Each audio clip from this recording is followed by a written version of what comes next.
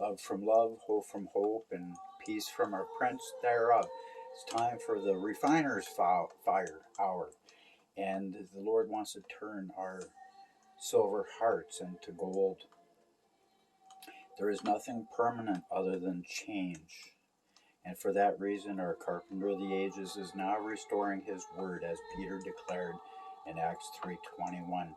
For with great wisdom, Peter foretold that whatever gets in the way of that transformation shall be removed by the Lord's living word of Malachi 3:1. That is the Lord's foretold preparation of his own peace that will flare wildly over all of his children of love by his very own love, transcending over our hearts and going far beyond any and all religion through his prophetic kingdom age message that was written at the beginning for the end. For he is the Alpha and the Omega. He is the beginning and the end. And in the beginning, he knew he would have a latter-day servant, Daniel, that would arise in the latter days to embrace his destiny as Elijah. Daniel 12:13 says that. And I am Daniel of Canada, Isaiah 41. I come from the north, as it is foretold.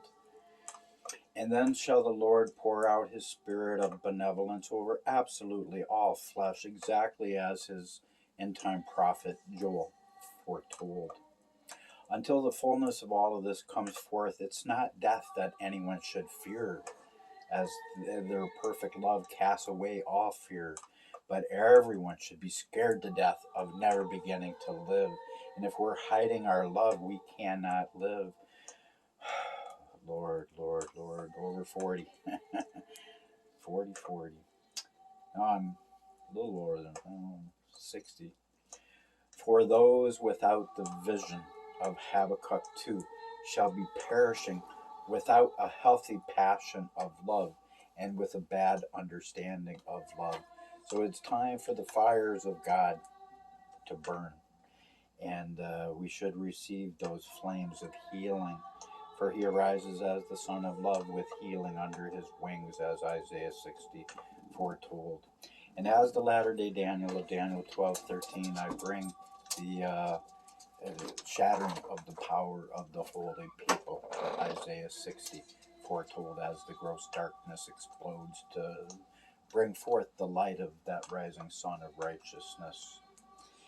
And little by little, all disobedient people to his word of love in this hour shall begin dying little by little as they become a little more bitter and a little bit more bitter until death finally finds them pretty sweet. If modern day churches, mosques, synagogues want to impress the rest of the world with the deathless hope of our beloved's everlasting gospel of his eternal new covenant of the kingdom age, they must embrace it. Most will not initially, and news of this happening will be put on the back burner. And in doing that, they oppose all prophecy that they say they have believed in, and their hypocritical ignorance will be proved to have been born of the dark ages of Dante's Inferno. So it's time to arise in love. Do you love people?